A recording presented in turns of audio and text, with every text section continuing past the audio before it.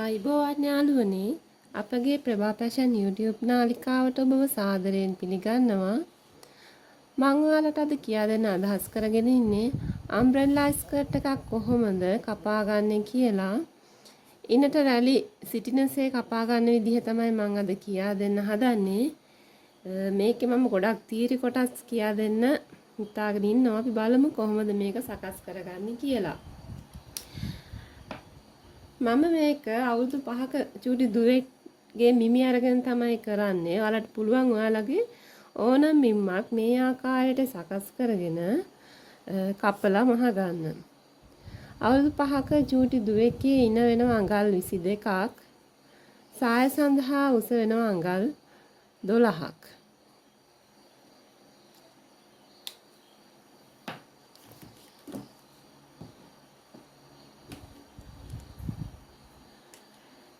අපි මේකේ ඉන මිනුම ඉනාගේට එකතු කරන්න ඕනි. ඉනට අපි එකතු කරන රැලි ප්‍රමාණය ඊට පස්සේ ඒ නාගය 4.5න් බෙදන්න ඕනි.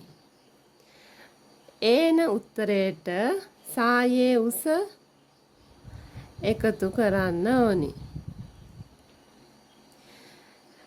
අම්බ්‍රෙල්ලා ස්කර්ට් එකක් කියන්නේ අංශක 270ක සායක්. ඒ කියන්නේ අපි වෘතයක් ගත්තාම වෘතය 360ක් තියෙනවා. ඒක කොටස් 4ට බෙදුවාම එක කොටසක් අයින් කරාම මේන ප්‍රමාණය තමයි අංශක 270. මේවැනි සායකට තමයි අපි අම්බ්‍රෙල්ලා ස්කර්ට් එකක් කියලා කියන්නේ.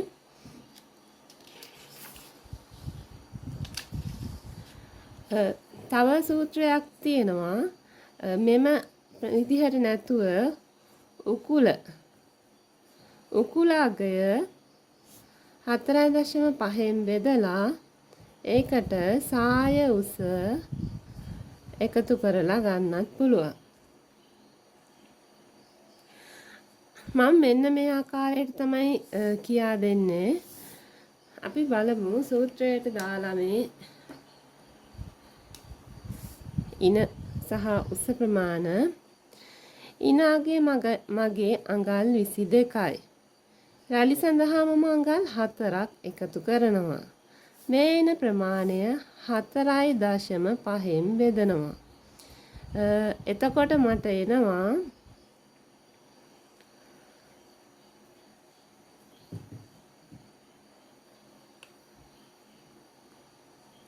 22 4ක් එකතු කරාම එනවා අඟල් 26ක්. ඒ ආපු අගය 4.5න් බෙදුවාම මට එනවා 5.77ක්. ආසන්න වශයෙන් මම ගන්නවා 5යි 4න් 3ක්. මෙම ආපු අගයට සායේ උස මම ගත්ත අඟල් 12ක්. ඒ 12 එකතු කරනවා. 17යි 4න් 3ක් තමයි අපිට එන්නේ. අපි බලමු දැන් මේ සාය සඳහා අවශ්‍ය වෙන රෙදි ප්‍රමාණය කොහොමද තීරණය කරන්නේ කියලා.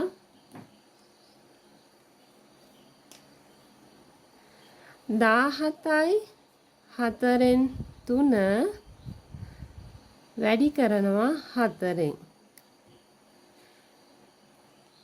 එතකොට මට එනවා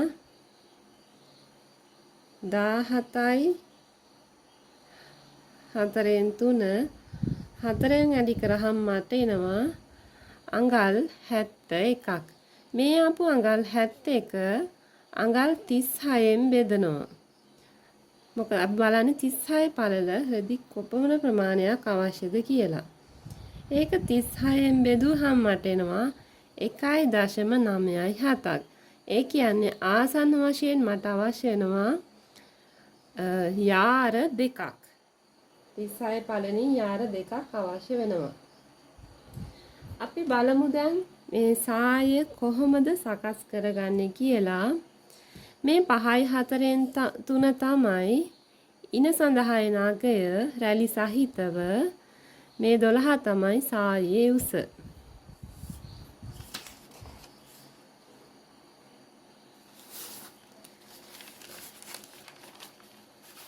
මේ තමයි මම ගත්ත කොලේ.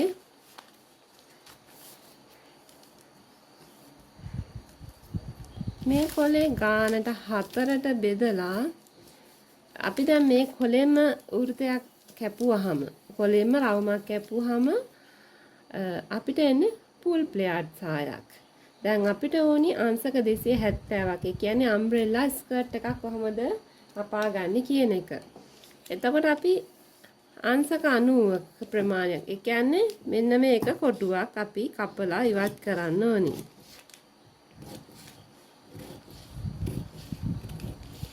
ඔයාලගේ මිමි වලට මේ විදිහටම ඔයාලට සකස් කරගන්න පුළුවන්.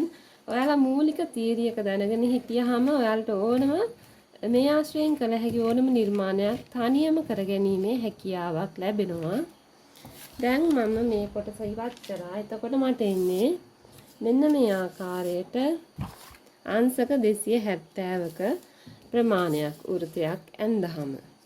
ඒක මම මේ පේන ආකාරයට නමා ගන්නවා.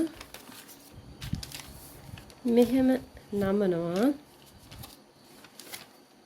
මේ ආකාරයට නමලා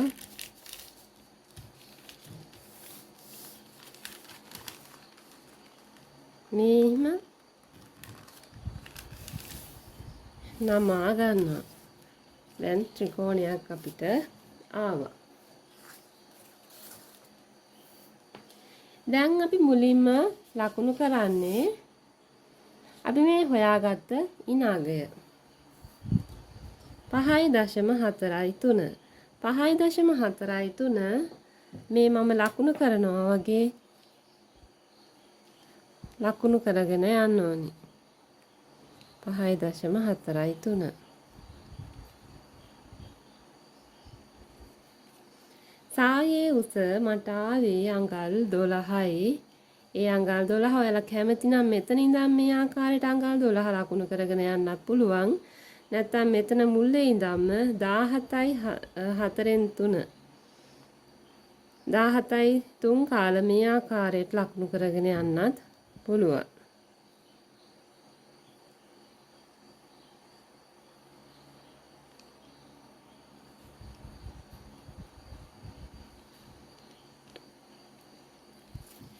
අන්න මම දැන් ලකුණු කරලා ඉවරයි. මම මේ සියලුම දේවල් සෙන්ටිමීටර වලින් තමයි කරන්නේ.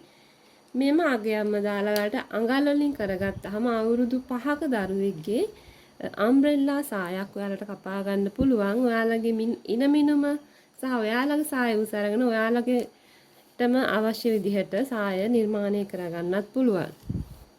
අපි දැන් බලමු අම්බ්‍රෙල්ලා ස්කර්ට් එක කපන විදිහ.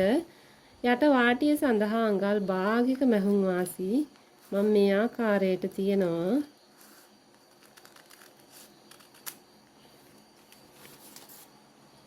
ඉන සඳහා ඉහළින් අඟල් භාගික මැහුම් වාසි මෙහෙම තියා ගන්නවා. දැන් අපි දිගහැරලා බලමු කොහොමද මේ සාය ඇවිල්ලා තියෙන්නේ කියලා. අංශක 270ක සායක් තමයි දැන් අපිට නිර්මාණය වෙලා තියෙන්නේ. මේ විදිහට අපිට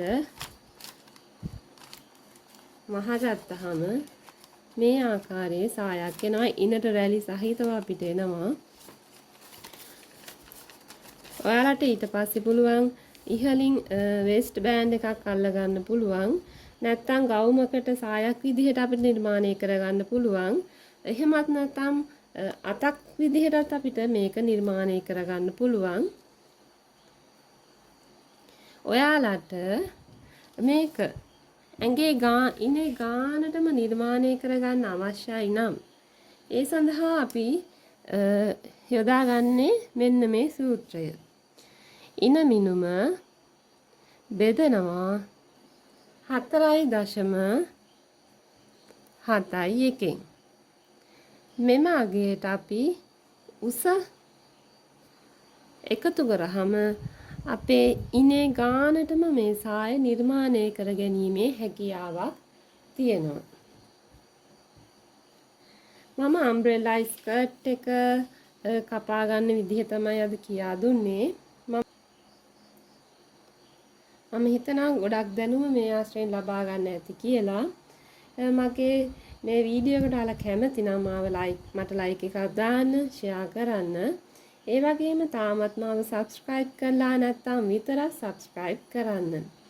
එහෙනම් මේ වගේම වටිනා වීඩියෝ එකකින් නැවත අපි හමු වෙමු. එතකන් ඔයාලට සුබ දවසක්. Bye.